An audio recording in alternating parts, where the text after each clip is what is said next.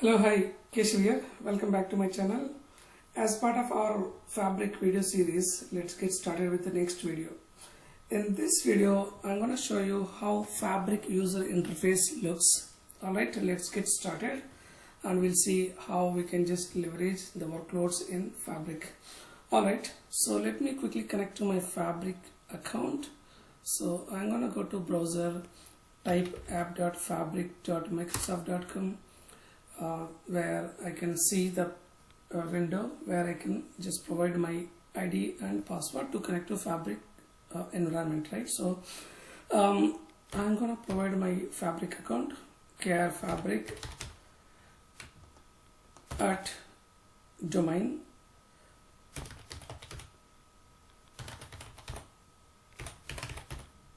dot on microsoft.com. Alright, this account is my Azure AD account. I just shown in my previous video how do you create Azure AD user and use that for your fabric sign up. I'm going to provide that link in the description below. You can make use of it and you can just activate your fabric free trial. Alright, I just connected. This is the landing page, how it looks. Alright, and if you look at fabric account, you can see on top it's a trial and 58 days left. I just activated just 2 days ago, right? Now, likewise, you can just go ahead and create your own fabric account and sign up for fabric, which you can use for 60 days for your practice and you will get all the features available. Alright, I would recommend you to use that option for your learning. Anyways, as I said, I'm going to paste the link in the description below, which you can make use of it and just activate your free trial, which is active for 60 days. Alright. So if you look at this window here, if you guys are familiar with Microsoft Power BI services, it looks exactly like Power BI services window. Alright.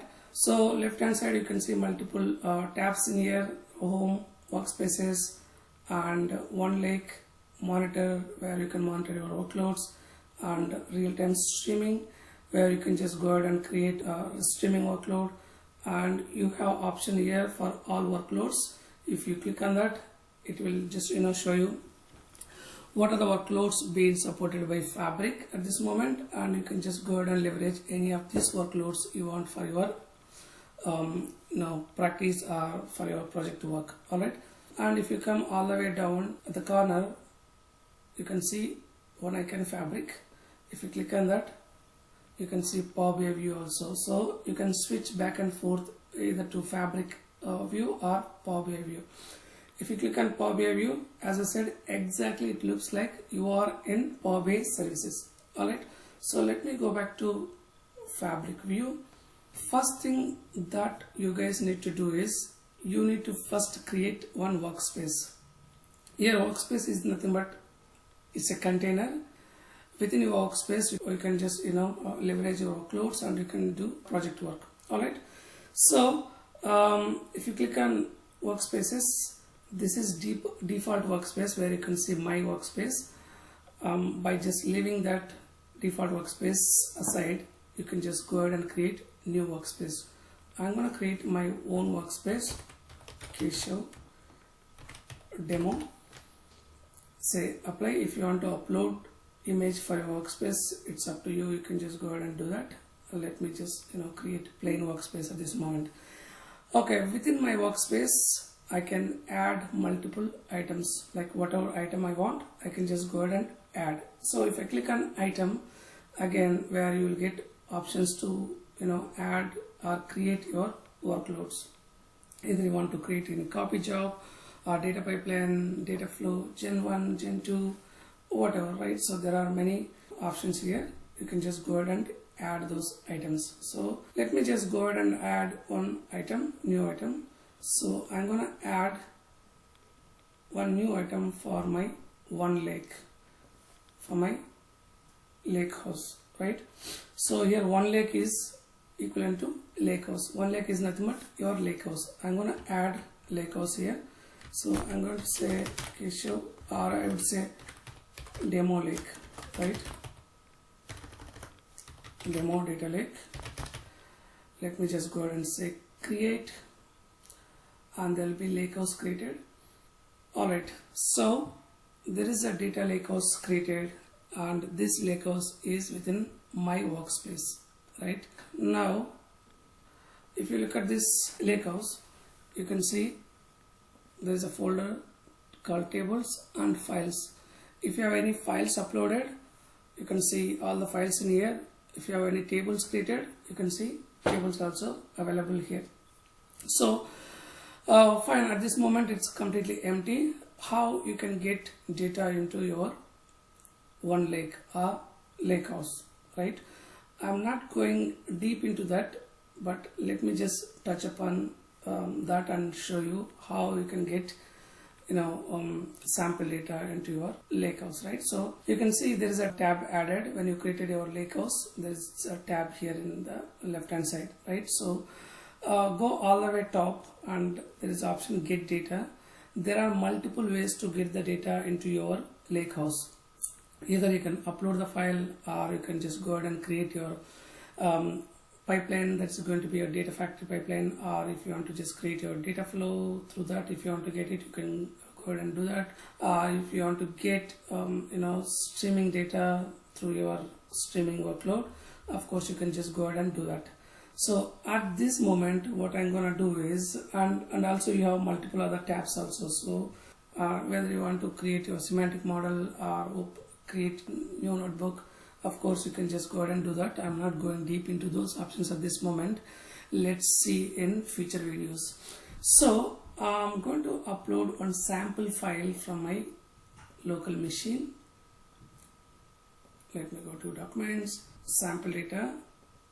I'm going to just upload a couple of files. If you look at this option, right, it is looking like exactly how you upload the files into your Azure Data Lake. Similarly, you just go ahead and select the files and upload them into your lakehouse. Alright, if I close and go in here, yes, there are two files being uploaded. Under file section I can see, because I just uploaded only the files.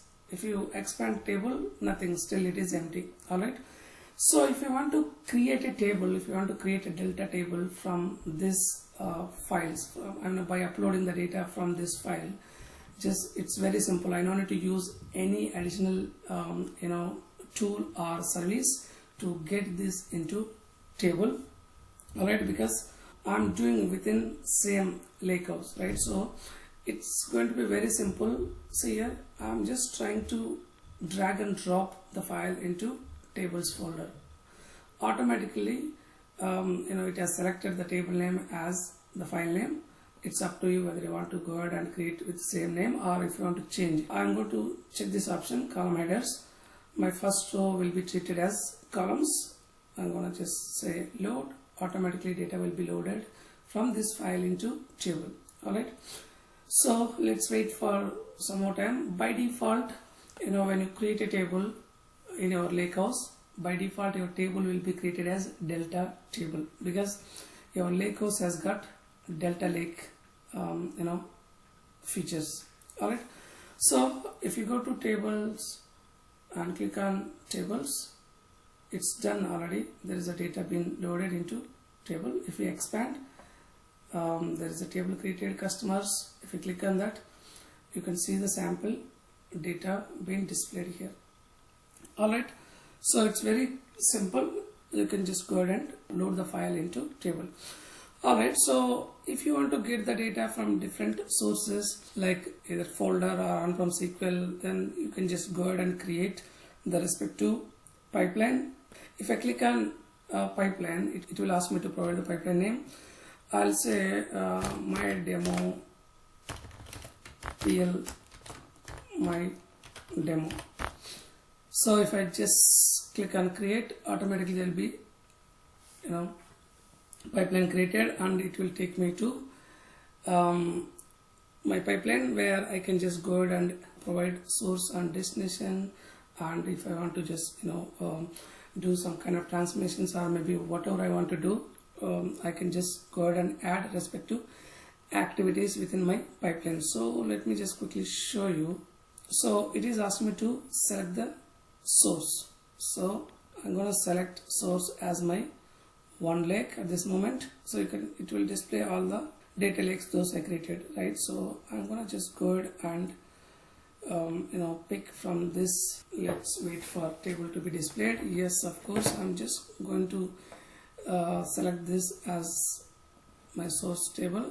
Destination, you need to provide destination here. I'm going to select Onelake only as a destination. So that's it. And your table, if you want to create new table, of course you can just go ahead and create new table. I'm going to load customers data into customers_test. That's it. Say next, and you can see the summary here. It is trying to load the data from your Fabric Lakehouse table to again Fabric Lakehouse table. Just only the table name is different. That's it. So if you want to load immediately, of course you can say check this option, or if you want to just create pipeline and run it later, you can just go ahead and do that. I'm gonna just say create the pipeline and don't run it at this moment.